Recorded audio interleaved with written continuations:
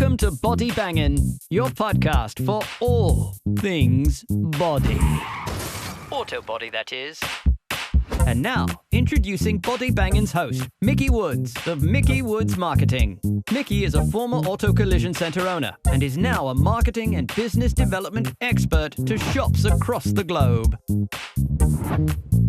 Hey everybody, this is Micki with Micki Woods Marketing, and on today's podcast, we are talking with yours truly, me.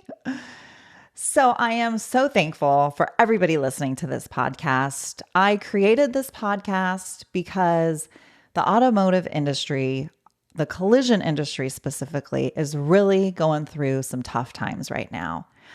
I really feel like there's a whole lot of things that we're working against. And when I think about it too much, I get frustrated, I get angry, sad, all the emotions I'm sure you have also felt before. And it just breaks my heart. And I thought, you know what? We need a place as the auto collision industry to come to where we can get some actionable, helpful information on the regular and have fun while we're doing it. So there's nothing else like this out there. And why is that? I don't know. And I'm not going to wait for somebody else to do it because I see the need and I want to be here to help us all out. Honestly, that's where my heart is. I'm frustrated because I see the auto body shops getting kicked around by the insurance company. They're trying to bend over backwards to pacify the manufacturers, but then the manufacturers come out with these vehicles and this technology that they themselves don't even totally know how to fix or repair sometimes. And then they've got protocols that we need to follow, but yet accessing all those protocols can be very difficult. And then on top of it, you get the information, you know what you're supposed to do, you know how you're supposed to repair the vehicle, and insurance doesn't want to pay for it. So then what the heck are you supposed to do?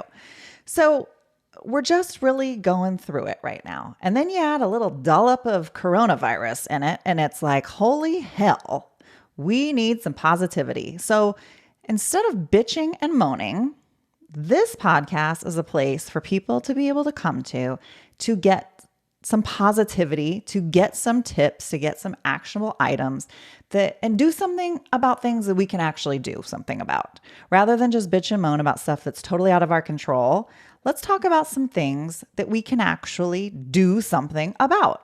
So that's part of the reason why I'm here. The other part of the reason why I'm here is because I am blessed that I get to be a part of other organizations and do things with other organizations. But you know how it is. If you're an owner specifically, you know how it is. If you've got a problematic customer in your shop, you can boot them the heck out if you don't want them. Nobody gets to tell you what you have to do, except some people.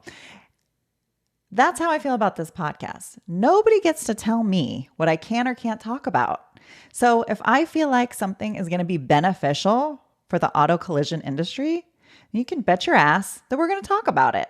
And I'm going to have somebody on here and we're going to discuss it. And maybe some people won't like it, but I'll tell you what, we're going to talk about the things that auto body shops are talking about, that auto body shops are concerned about, not what everybody else wants us to be doing, not what everybody else thinks that we should be talking about. I'm super real. I like to keep it real. I don't like bullshit. I'll give it to you like I think, and I'll try to do it very kind and nice. But I have been known to be a bull in a china shop. And in other industries, I can be a little bit of a put off. People are a little bit frustrated with me sometimes because I am confident.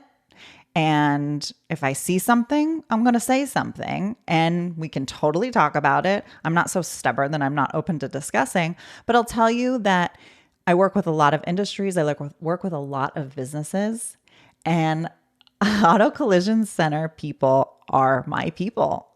You guys have accepted me. You have embraced me since day one. And my rough and tough exterior, although I may look like a cute little sweet girl, I'm a little firecracker, and that offends a lot of people.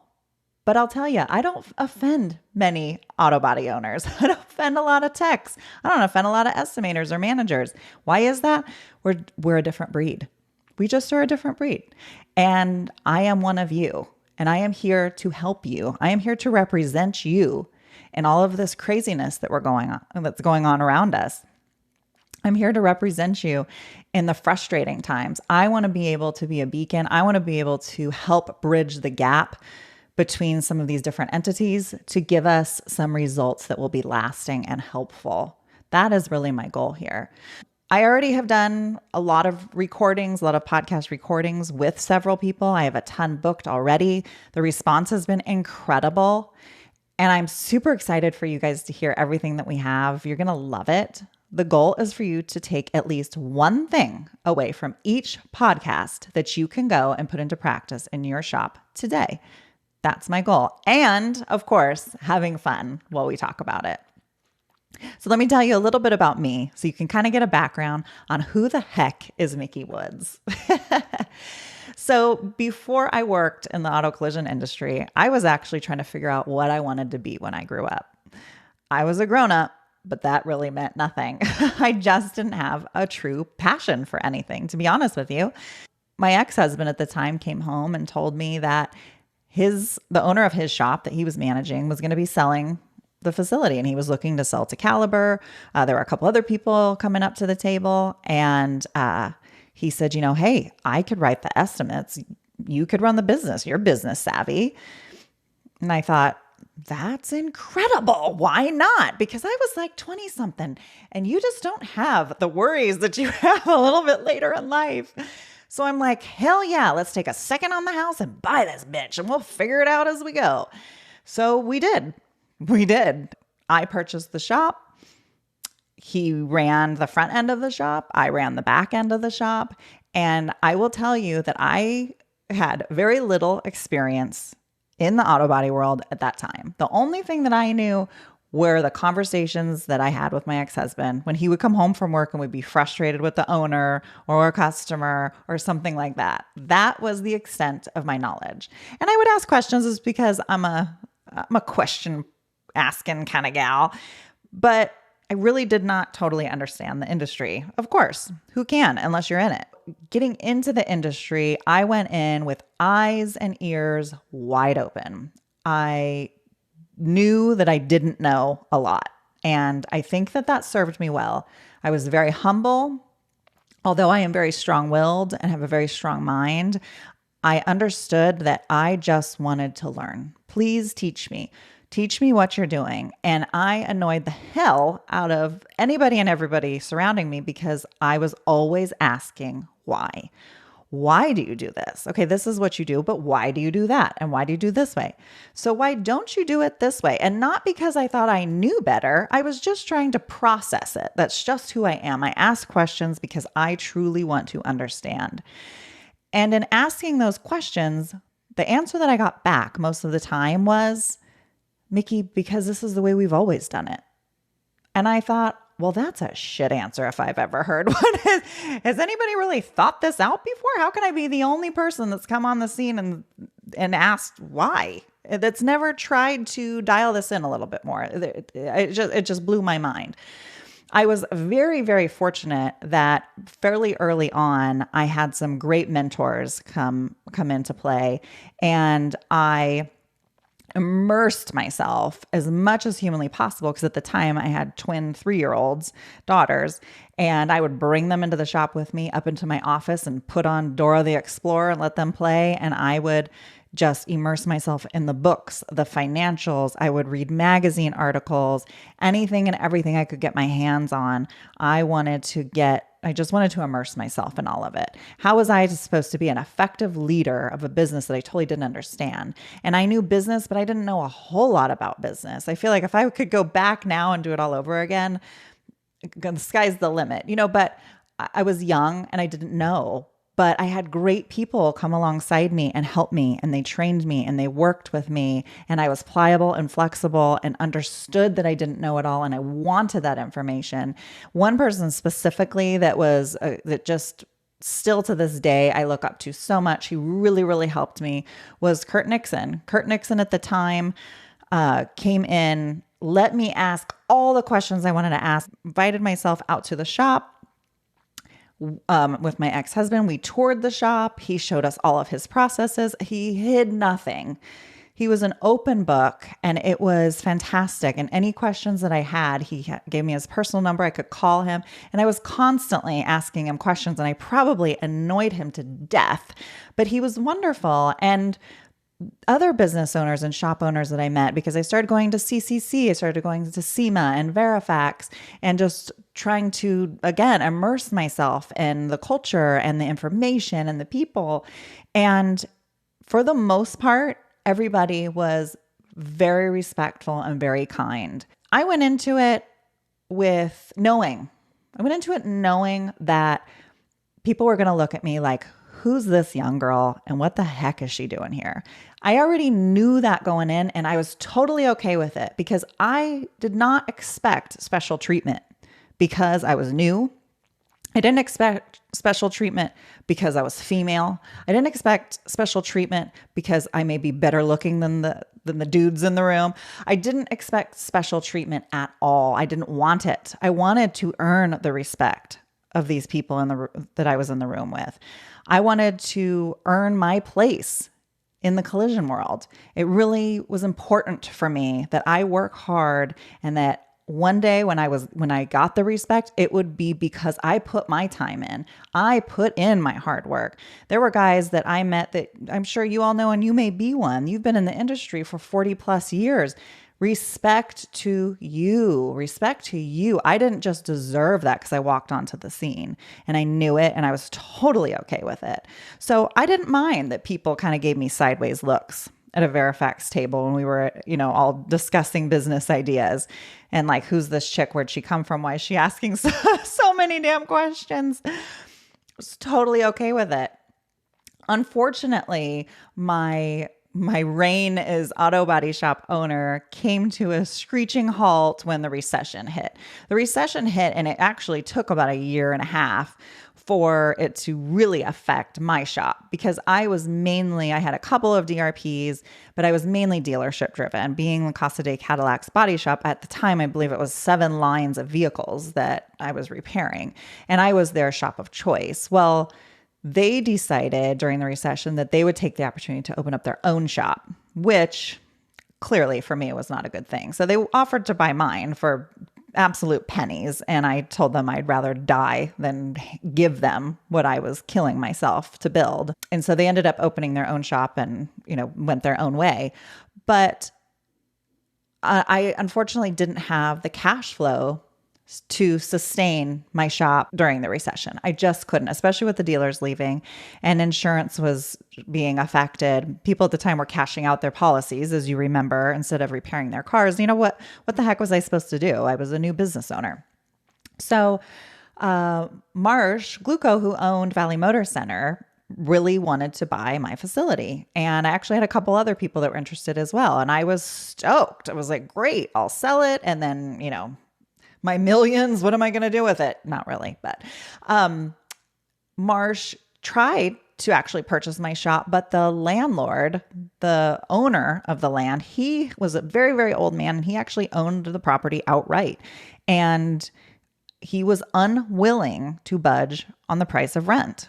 And he didn't even decrease the price for rent for me when I was there, and I had paid every month on time. And when the recession hit and the number of cars coming in was slashed to a quarter of what it had been, and I tried to renegotiate something with him until I could bring on a couple DRPs that I had in the works, he wouldn't do it. He just would not work with me, and he would not work with any of the prospective buyers that I brought to the table. And that's actually what killed my deal. I had contracts signed basically and ready to go.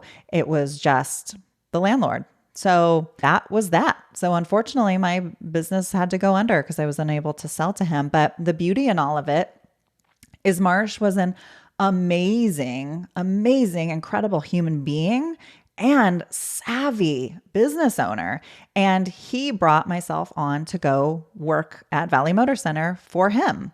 And I worked part-time because I was also a mom. Owning my own shop, I could do it all. I could work all hours of the night, and after I put my kids to bed, and I could schlep them into the shop because who the heck was going to tell me I couldn't? And I had a separate office upstairs, so it wasn't like the kids were bugging anybody. But I went and worked part-time and then ended up working full-time for him later down the road. It was such an incredible experience. It was so great because I had to wear all these hats when I was the owner. As you as owners know, you've got to do a little bit of everything.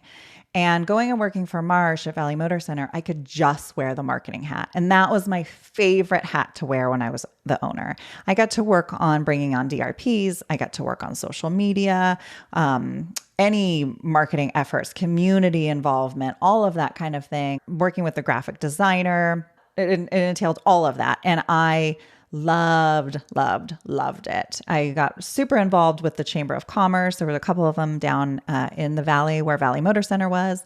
And they started to ask me to speak at events and MC events. And then my name specifically started to get brought up a lot. So then I was having other businesses reach out and say, hey, can you come help us grow our business? Can you come help us get this set up for our business? And I thought, wow, gosh, if anything ever happens, I know I've got a job somewhere because I'm constantly getting hit up for things.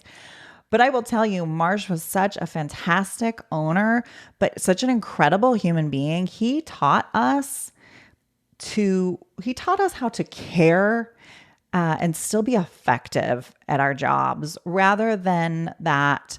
You got to be hard hitting, kick ass all the time. He took the time to be soft. He took the time to be gentle. He took the time to have conversations with each one of us and showed us that he cared. And I will tell you, I don't know a group of people at that time, I don't know a group of people that worked harder for anybody up to that point in my life than those that worked for Marsh. Because Marsh would have given you a shirt off his back with no hesitation. We all knew it. He treated us incredible. And we were so devoted. We went above and beyond, not because somebody was cracking a whip, but because we felt appreciated. We felt valued. And he poured into us.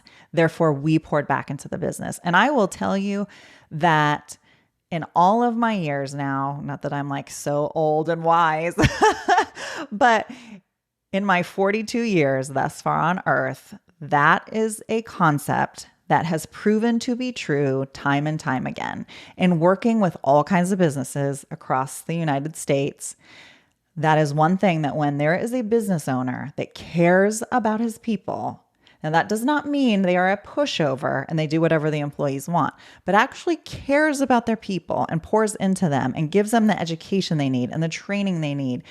And if it's their child's birthday or has a birthday party, he showed up at the birthday parties. He gave us at Christmas in cash bonuses from his own personal bank account. So we didn't have to pay taxes on it. At Thanksgiving, he gave us each a gift card for Ralph's so that every single person was guaranteed to have a Thanksgiving dinner. Those are the types of things that Marsh did. He didn't have to. He didn't have to do any of that. He was already a great guy. He did those things because that's who he was. That was the culture of the shop. And that then pushed out and leaked out like water out of a boat with the customers, with our guests, because they felt cared for. We were happy. Our guests were happy. The employees were happy. The guests were happy.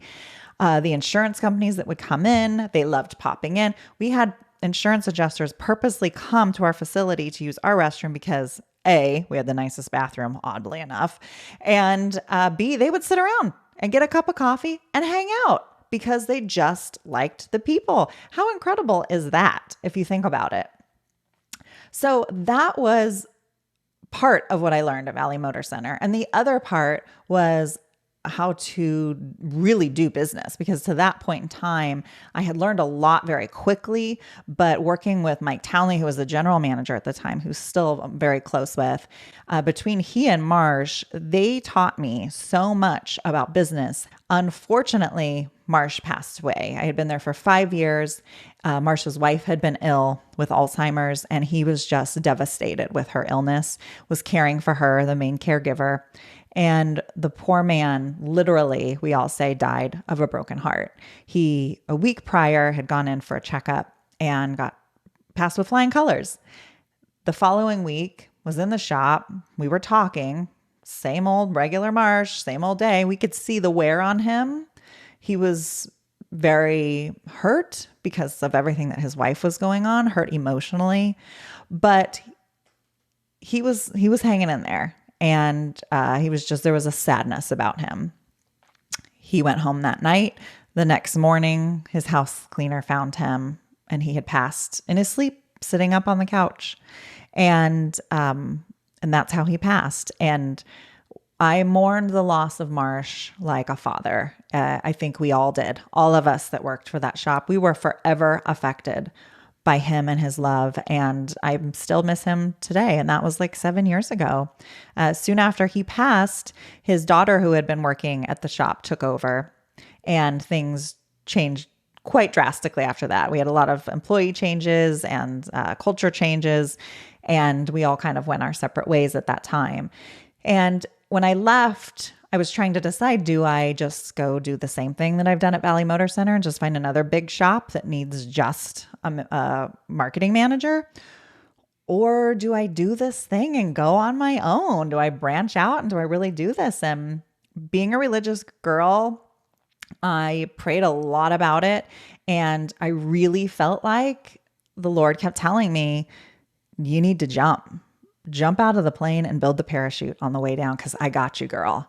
And everybody, my whole family was looking at me, because, your family just wants you. Sometimes your family can be your worst critics, and they can hold you back more than anybody, not because they don't care, but because they care so much. They want you to be safe. And they were all looking at me like, you can't do this. This isn't guaranteed. What are you doing? But yet they knew I had enough chutzpah that if anybody was going to do it, I guess it'd be Micki. They supported me eventually, I think hesitantly, just because they feared for me and my well-being, as a lot of our families do, as we break out of some of these, the guaranteed roads and go off to these other new adventures. And I did. I jumped. And I will tell you that I had more people reaching out to me to come help them market their business than I was reaching out to. It was absolutely incredible. They say a lot of bad things in the moment seem horrible and bad, but they're a catalyst for change. And that was a catalyst for change, another catalyst for change that I went through. And I am blessed for the last 7 years to be able to work independently and to be able to work with shops all across the country. And I now work with a lot of industries, a lot of different industries and different clients from all across the United States. But my niche is auto body shops. I'm an auto body shop kind of gal.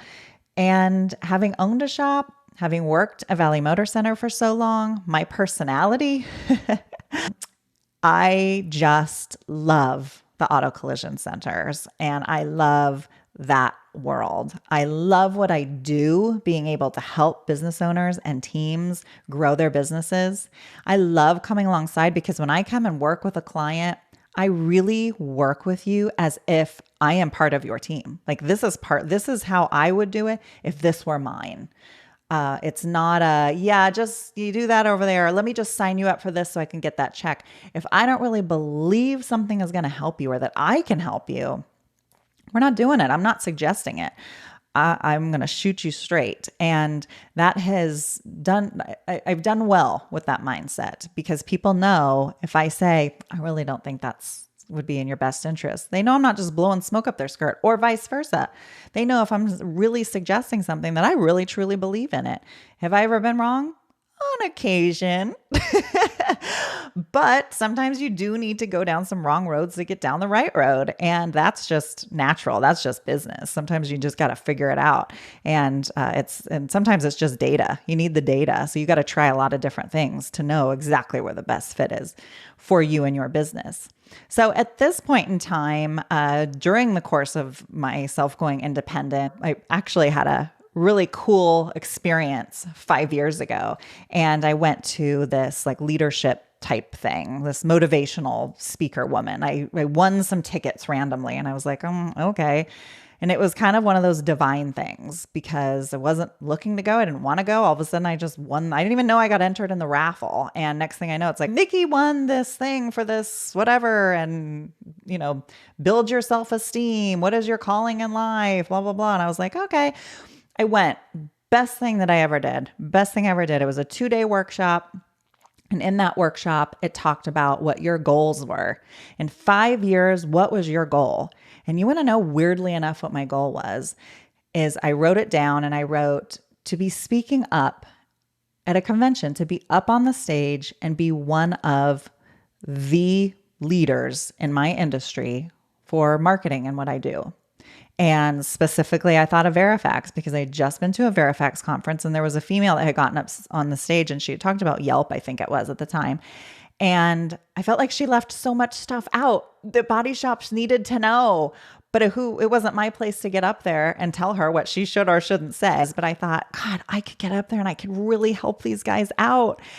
So in that 2-day workshop, I wrote on there that I want to be one of the leaders in my industry and to help shops out. And in that vision, we wrote it down and we sat with some spa, Native American flute playing in the background. And we just tried to envision ourselves in that moment, what that would feel like and what that meant to you emotionally and or physically or whatever. And it brought me to tears at the time.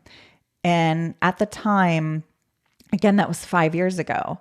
So I've been doing this for almost 7 years, something like that. So I'd only been 2 years independent and had a nominal amount of success, but nothing compared to where I'm at now. I had no idea. I didn't even know how that would be possible for me to achieve such a thing. But then you had to kind of work it backwards, which is exactly how I have my shops do. We do marketing for you. Is what is your goal? Okay, now let's line it up. What do we need to do to achieve that goal? Because as my marketing plan talks about, or my tagline, a goal without a plan is just a wish. And I know way too many people that have wishes, and they're great wishes, but they have no plan to execute these wishes.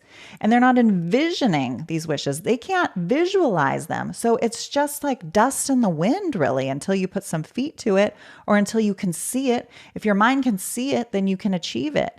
And my mind saw myself on that stage. And in that moment, I knew I could achieve it. And I didn't know how.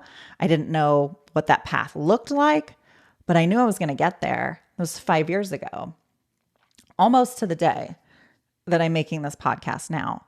So how incredible that when I wrote that out and wrote the steps that I would need to take, one of those steps was, I'm going to need to start writing for a magazine. I need to get some legitimacy in my industry. More people need to know who I am. I know I've got a lot of respect from the people that do know me, but how do I make a bigger splash? So I thought, well, I'm going to just reach out to somebody at a magazine because why not? What's the worst they can say? No? Okay, then I'll keep doing what I'm doing. So I reached out to Body Shop Business, the magazine, to Jason Stahl, the editor, and told him I'd be interested in writing something for him. I told him what I did. When I was working for Valley Motor Center, I had written a couple little blog posts, and God, I forget even what the name of it was. But it was about the things that I saw on my drive down to the Valley. And if you've never been to the Valley in Los Angeles County, Southern California, I'm telling you, there are some interesting people there. I will just tell you. So I wrote this little blog just kind of for fun and would take pictures of things that I saw. I only wrote a few because, life gets busy and you get off track and whatnot.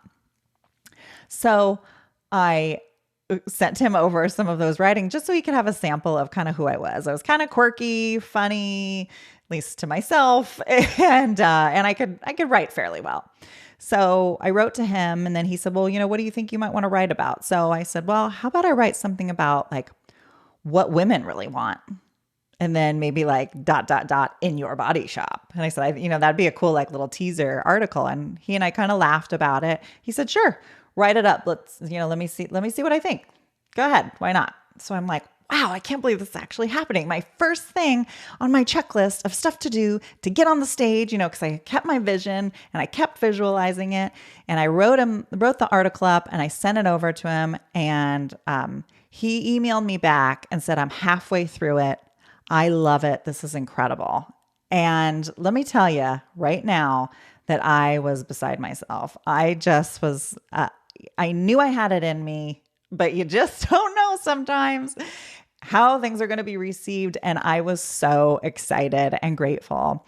Needless to say, that article made it as the cover story on Body Shop Business. So that was alone, all in itself, just a massive goal that was attained. Then as time went by, I started writing more articles. Then I just, became more known in our industry. And then coronavirus hit. And about that time, I had talked with Jason again. We started doing a podcast just kind of for fun. I said, hey, Jason, I really think we should do a podcast. Let's put some useful information out there. Because, not everybody reads articles anymore. And so I told him the way I thought it should be done. And he was like, well, yeah, I'm so busy. And because the poor guy was trying to do a million things at once. And we just kind of started doing it for fun. So we started doing that for fun, and it just kind of, whatever, it was just kind of going along.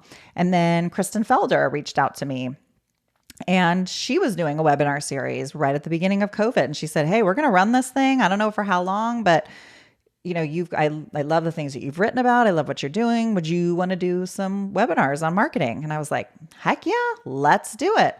So we did it. I ended up doing 5 of them, I believe it was, with Kristen. And we had a great time. We had a ton of great feedback. Soon after that, Babcock's Media, who owns Body Shop Business, ended up getting a marketing person. And then they wrote in and said, hey, we need to get a sponsor for this podcast because we got all these people listening to it and they're loving it. And Jason and I are like, what? You're kidding me. We were just having fun doing this podcast. We didn't even know anybody listened to it besides ourselves. So that was super cool. A really cool part was in February of 2020, right before coronavirus actually really hit, because that was March. I went to Verifax out in Orange County. And at the time, they found out that I was writing for Body Shop Business and didn't want me to be there, or uncomfortable with me being there because they're very intolerant against any media. Linda, who runs it, knew me and knew I had been with body shops for a long time. And she said, Micki, just come, we'll figure it out. Don't even worry about it. So I came, had a great time. And at the end, I thought, what, I'm just going to go introduce myself to Farzam. I've never actually met him. I just want him to know who I am so he doesn't think I'm like some weirdo trying to like come in here and then go report back on it or something, and, something devious. So at the end, I walked up to him and I introduced myself. I told him what I was doing, and I told him I did write some articles for Body Shop Business, and his love for the industry and what he does is incredible. And he was so gracious and kind, and that was just kind of it. So meanwhile, all this other stuff is happening. Coronavirus is happening, and the webinars with Kristen, the podcast with Body Shop Business. And I get an email from Farzam that said, I just read your article on certifications, because I had written one of my cover stories that they published was a certification article on how to maximize your certifications. So I was super excited that Farzam, of all people, reached out to me when this is one of those things that I had. This is literally what I was envisioning, and it was coming to life. And he asked me if I'd be interested in co-hosting the Guild 21 call. And of course, I was pumped up and excited to do it. So I've been doing that for the last couple of calls. We're about ready to do our 3rd one here, and been loving it. So needless to say, because of coronavirus, yours truly has not stepped on a physical stage. But I will tell you that 5 years ago, the vision that I had for being able to be a representative in our industry has arrived. And this podcast is one of those components that leads me into this vision. I am literally living my dream of being able to be here to help you guys. That was my dream. That is my dream. And I'm living my dream. And every time I help a client out, every time they call me and they're like, Micki, I couldn't have done it without you. This is incredible. Every time I see statistics come in on work that we're doing, on Google ads that we're running, or we're doing heat mapping on their website and the changes that I suggest, and I see the metrics change and it's working and they're getting more calls and they're converting more customers, that is so fulfilling for me to see them do well. And the fact that I can participate and help them do that is so absolutely incredible. I just love it. So I appreciate every single person listening to this podcast and supporting. You're not just supporting me and my vision, but supporting each other. in this. It is a tough road. Owning a shop is a freaking grind. I've been there, and not even to the level a lot of you guys are dealing with. And kudos to you. My hats go off to you. I want to be here for you guys. I want to fight for you guys in this culture where these MSOs are like taking over the world. And we've got insurance companies breathing down our necks and telling us how we can or can't fix a car. And then we have our morality and our heart on the other side saying, I have to fix it this other way. I have to put these people in a safe vehicle. I'm with you emotionally, mentally, physically. I am with you all the way. So this podcast, Body Bangin' Podcast, is here to hopefully be a catalyst and help you as the shop owner, the shop manager, the technician, the painter, whoever you are in the shop, the CSR, whoever you are. If this can help you, help the business to grow and be successful, then I'm blessed. I'm stoked to do it. There's a description down below where you can participate in, if you'd like to financially give to help support this podcast. If you're moved to do so, there's a link below. I would love any support that you have, because right now it's just me. I'm just running this thing because that's what my heart's telling me to do. And that's what I feel like the Lord's telling me to do. I don't have a sponsor. I'm just here literally because it's the right thing to do. It's the right thing to do. I've got my social media links below. If you're watching this on YouTube, there are other videos that you can find helpful. By the time you're watching this, there's a lot of podcasts that are live that you can check out. And I'd love your feedback. Any feedback you have, please like this podcast, like the YouTube video that you're watching, subscribe to the podcast, subscribe to the YouTube channel. Make sure you get the notifications on YouTube so you get pinged every time we do a new one. And I just hope that you enjoy it. I really, really hope that you enjoy it. And then your feedback would be great. Let me know if there's a topic that you feel that we need to discuss. By all means, let me know. I'll speak on it my dang self, or I'll find somebody else to come on and we can chat about it together. I, again, want to be a help for you guys. If you feel like you have something that you can bring to the table for body shops in our industry and you want to be a guest on my podcast, please reach out to me. My email's down in the description, Micki@MickiWoods.com. Anyway, love y'all. Thanks for supporting me. Thanks for supporting my channel and this podcast. And best of luck to all of you guys and gals. If you enjoyed today's show, make sure you hit the subscribe button. We have some incredible topics and guests coming your way you will not want to miss. If you are watching on YouTube and don't want to miss the latest and greatest, you'll want to hit the bell after subscribing, so you will get a pop-up each time a video podcast goes live. To our devoted fans, would you mind paying it forward and sharing this little gem with someone else you think may benefit from it? Much love from all of us here at Body Bangin', all things auto body.